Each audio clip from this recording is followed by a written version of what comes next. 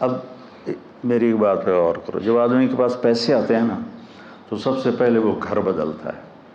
گھر بدلنے کے لیے کہتا ہے نہر کے کنارے گھر ہو، وہ جو نہر بہ رہی ہے فیصلہ ہوا، ایک ہی تو نہر ہے، باقی تو گندی گند ہے، تو جگہ بدلتا ہے، لوکیشن اچھی ہو اور گھر اچھا ہو۔ گھر اچھا ہونے کی دو خوبیاں ہیں، ایک اس میں ضرورت کی چیزیں پوری ہوں، ایک اس کا نقشہ خوبصورت۔ تو مساکن طیبہ فی جنات عدن، جنات عدن لوکیشن بڑی اعلیٰ ہے، ساری جنتوں میں جنت الفردوس سب سے اعلیٰ درجے کی، سب سے اعلیٰ۔ جس دن اللہ نے جنت الفردوس کو بنایا ہے اس دن سے لے کر آج، اور آج سے قیامت تک روزانہ اس کو پہلے سے 5 گنا زیادہ خوبصورت کرتا ہے۔ وہ کیا چیز بن رہی ہوگی، کیا سما بننا ہوگا۔ یہاں کا مور ناچتا ہے تو دل باغ باغ ہو جاتا ہے، جب وہاں کا مور ناچے گا تو کیا منظر ہوگا۔ یہاں کی بلبل جب کوئل آواز نکالتی ہے تو آدمی حیران ہو جاتا ہے، وہاں کی کوئل جب آواز نکالے گی تو کیا سر ہوگا۔ یہاں کی موسیقی سن کر لوگ سر ہلانے شروع ہو جاتے ہیں، جنت کی موسیقی سنیں گے تو کیا حال ہوگا۔ ایک شخص نے پوچھا یا رسول اللہ جنت میں موسیقی ہے؟ آپ نے کہا ہاں ہے، ایک درخت ہے اس کا نام ہے فیض۔ اس کا فیض کیا ہے کہ وہ ہوا اس کے ٹہنیوں کو ہلاتی ہے، تو ٹہنیاں اور پتے آپس میں ٹکراتے ہیں، اس سے ایسے سر نکلتے ہیں کہ ہزاروں سال بیٹھ کے سنتے رہو گے تو سننے کا مزہ ختم نہیں ہوگا، بلکہ بڑھتا رہے گا، بڑھتا رہے گا، بڑھتا رہے گا۔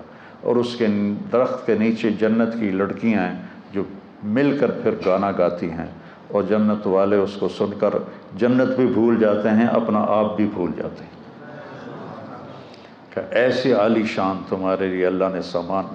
مساکن طیبہ فی جنات عدن، لوکیشن بڑی اچھی ہے۔ مساکن، مساکن کا مطلب ہے ضرورت کی ہر چیز موجود ہے، ہر چیز موجود ہے، سکن اس لیے تو ہے مساکن۔ طیبہ کا مطلب ہے بڑا خوبصورت نقشہ ہے، بہت خوبصورت نقشہ، تو ساری گھر کی چیزیں پوری ہوگی۔ جگہ بڑی اعلیٰ ہے، جنت الفردوس، ضرورتیں ساری پوری ہیں، مساکن، خوبصورت بہت ہے، طیبہ۔ اور پھر یہاں آدمی زندگی گزار کے گھر بناتا ہے، پھر اس کو تبدیل کرنا چاہے تو کوئی ایک پلک جھپکنے کا کام تو نہیں ہے، پھر نیا گھر بنانے کے لیے مدتیں چاہیے، اور وہاں تم نے ایک لمحہ گزارا اور تمہارے جی میں ہے کہ نہیں ایسا نہیں، مجھے ایسا چاہیے، تو وہیں ایک پل میں وہ سارے گھر کا نقشہ تمہاری سوچ کے مطابق اللہ بنا دے گا۔ نہ کوئی اینٹ ٹوٹے گی، نہ کوئی پتھر ٹوٹے گا، نہ کوئی مٹی اٹھے گی، نہ کوئی مستری آئے گا، نہ کوئی مزدور آئے گا، نہ کوئی سیمنٹ آئے گا، نہ کوئی سیڑھی آئے گی، نہ کوئی کیل قابلہ آئے گا، اور تمہارے جی میں آئے گا کہ نہیں مجھے ایسا نہیں، مجھے تو ایسا چاہیے۔ تو جب تمہارے جی میں آئے گا ایسا چاہیے تو دوسری نظر میں تمہیں وہ گھر ویسا ہی نظر آئے گا۔ پھر تو نے ایسا نہیں مجھے ایسا چاہیے، کھیلتے رہو، کھیل ہے، کھیلتے رہو، نہیں مجھے ایسا چاہیے، پھر نہیں اب مجھے ایسا چاہیے، ہاں نہیں اب مجھے ایسا چاہیے، اب مجھے ایسا چاہیے۔ یہاں بڑی بڑی گاڑیوں والے ماڈل گاڑی کا نکالتے ہیں، کم از کم 3 سال ایک ماڈل چلتا ہے، کیونکہ نئے ماڈل کو تیار کرنے میں وقت لگتا ہے، اور اس پہ جو ڈائیاں بنی ہوتی ہیں وہ ساری توڑنی پڑتی ہیں، پھر نئی ڈائی بنانی ہوتی، تو 3 سال کم از کم لگتے ہیں ایک ماڈل کے بعد دوسرا ماڈل آنے میں، 3 سال، 4 سال، 5 سال بھی لگ جاتے،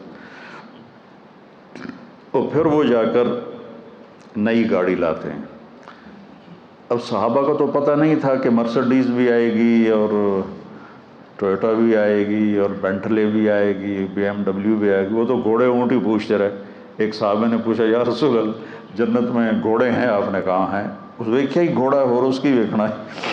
دوسرے نے پوچھا یا رسول اللہ جنت میں اونٹ ہیں؟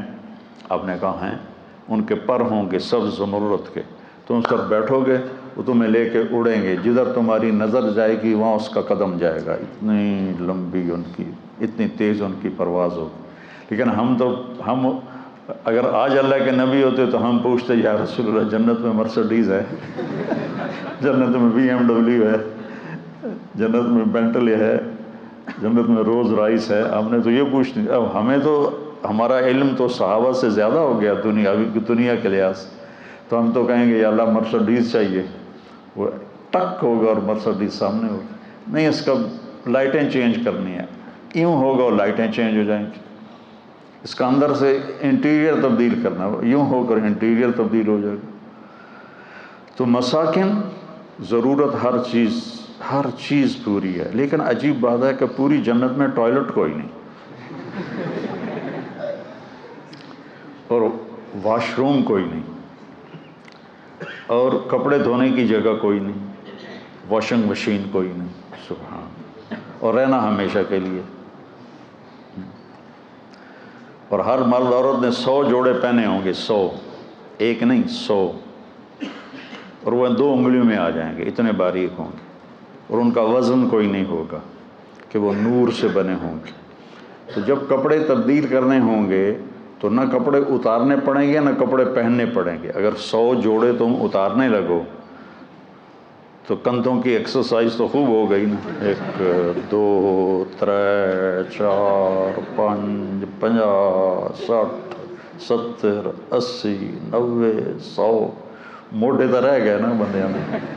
اور جب 100 پہننے پڑیں تو پھر 1 2 3 4 سال ہے جب 6 7 8 9 10 مر گیا تھا میں. ہائے ہائے ہائے ہائے ہائے کیا جنت ہے.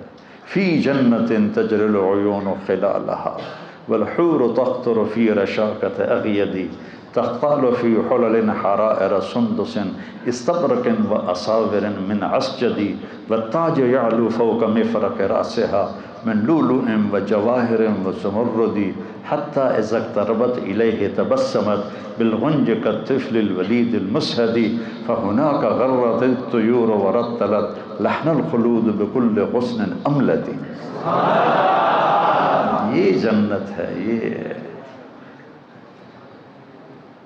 جس کو تو ارادہ ہوگا میں کپڑے بدلوں، بس اتنا ہوگا.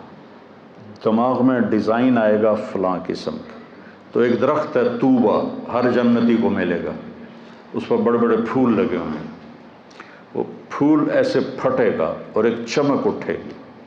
وہ چمک جب ختم ہوگی تو آپ نئے جوڑے پہن چکے ہوں گے اور اگلے غائب ہو چکے ہوں گے. ان کو رکھنے کے لیے کوئی ٹچ کیس کوئی نہیں ہے، کوئی بیگ کوئی نہیں ہے، کوئی صندوق کوئی نہیں ہے. وہ گئے پھر کبھی لوٹ کے نہیں آئیں گے. اب چاہے دن میں 1000 دفعہ کپڑے بدلو کوئی مسئلہ نہیں، چونکہ آپ نے یوں کر کے ایک اس کا رومال بھی نہیں اٹھانا ہے، وہ سب اللہ کے ذمہ ہوگا. تو کہہ رہا تمہیں تجارت بتاتا ہوں، تمہیں بڑے دکھوں سے بچائے گی، بڑی اسپیشل تجارت ہے. ایک اپنا ایمان ٹھیک کر لو، اتنا کر لو کہ گناہ سے دکھ ہو، نیکی سے خوشی ہو، اور فرائض پورے کر لو. اور فرائض کے بعد یہ 4 باتیں میں نے بتائیں: سچ بولو، دیانتداری سے معاملات کرو، اخلاق اچھے کرو، رزق حلال کماؤ. تو پھر تم آ جاؤ، تمہارے گناہ کے سارے پیپر صاف کر دوں گا، اور تمہارے لیے خوبصورت گھر ہوگا، اور تمہارے لیے ضرورت ساری پوری ہوگی. اور کچن بھی کوئی نہیں جنت میں. یار یہ بھی یاد آ گیا، جنت میں کچن بھی کوئی نہیں. ایک دفعہ ہم بیٹھے تھے مولانا سعید خان صاحب کے پاس، تو ایک نے پوچھا جی جنت میں حقہ ہوگا؟ تو مولانا نے کہا حقہ تو ہوگا پر آگ لینے جہنم جانا پڑے گا.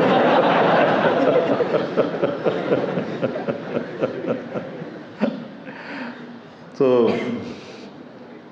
بس سب کچھ ہوگا. چاہے نسواری کو نسوار یاد آئے گی تو وہ بھی ہو جائے گی، لیکن وہ چونے والی نسوار نہیں ہوگی، وہ پھر زعفران والی نسوار ہوگی. کسی پنواڑی کو پان یاد آ گیا، یہ پان کھا کھا کھا اپنے منہ سارے منہ کا ہے جائیے سارا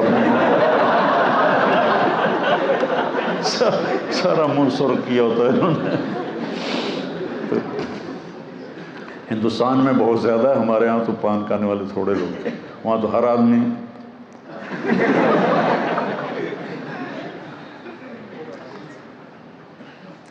تو اللہ تعالیٰ کہتا تم آ جاؤ، گناہ سارے معاف، بہترین گھر ہوگا، ہر ضرورت پوری ہوگی، اور انتہائی خوبصورت ہوگا، اور بہت اعلیٰ جگہ پر ہوگا، فی جنات عدن۔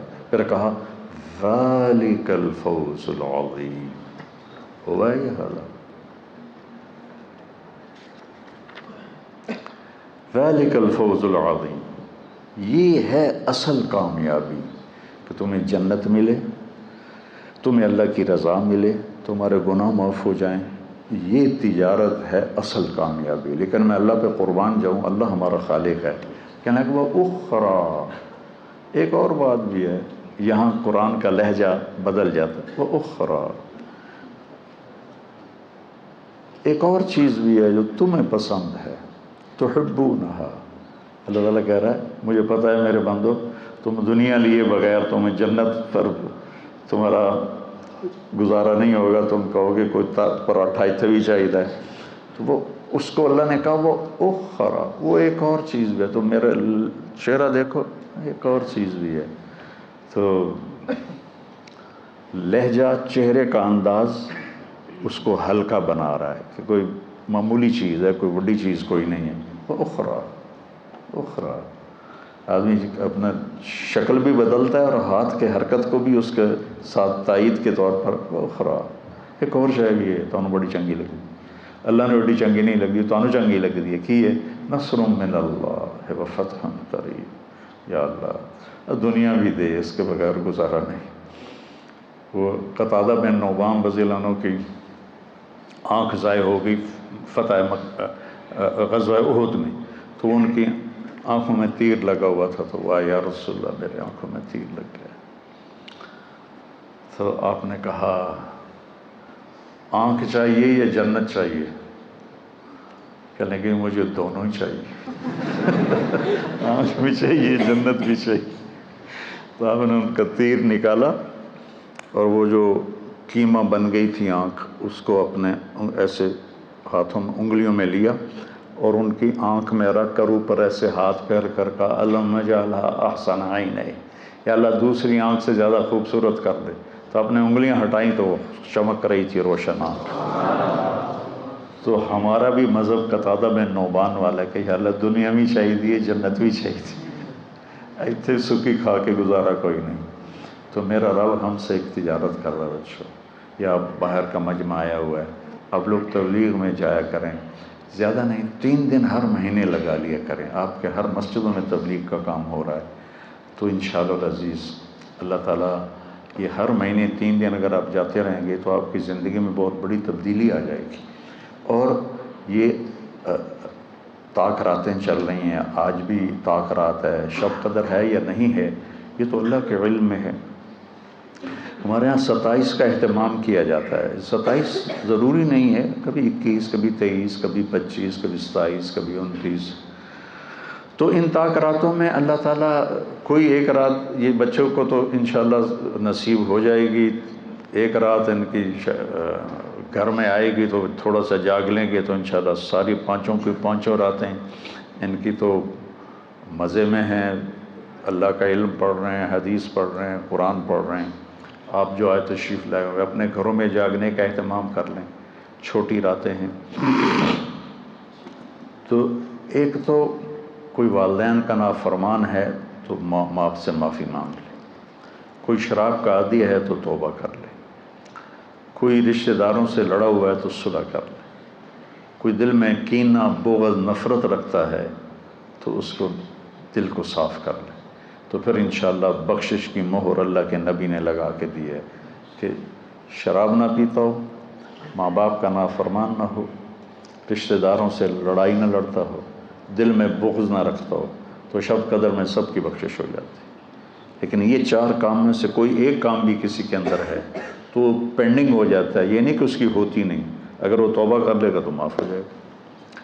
تو میرے عزیزو، یہ مختصر سی زندگی ہے، نہ جانے بلا لے پیا کس گھڑی، تو کیا کیا کرے گی اری دن کے دن، بلانے والے کا بلاوا پتہ نہیں کب آ جائے، تو ہم اپنی آخرت کو بنانے کے لیے یہ ہمیں اللہ نے بہترین کام دیا ہے تبلیغ کا، کہ 3 دن ہر مہینے آپ جاتے رہیں، تو انشاءاللہ آپ کی زندگی میں تبدیلی آ جائے گی. اور یہ بچے جو فارغ ہو رہے ہیں یہ سال کی نیت کریں، انشاءاللہ اللہ ان کو بہت زیادہ دے گا. اللہ تعالی ہمیں قبول فرمائے. اللہم لک الحمد کما انت اہلہ فصلی علی محمد کما انت اہلہ وفعل بنا ما انت اہلہ انک اہل التقوی و اہل المغفرہ. اللہم انا نسألک خیر ما سألک منہ عبدک و نبیک محمد صلی اللہ علیہ وسلم ونعوذ بک من شر ما استعاذک منہ عبدک و نبیک محمد صلی اللہ علیہ وسلم. اللہم انت المستعان و علیک البلاغ لا حول ولا قوة الا باللہ. آمین. وصلی اللہ تعالی نبی الکریم برحمتک. میں تھوڑا راستہ لے لوں. ہاں.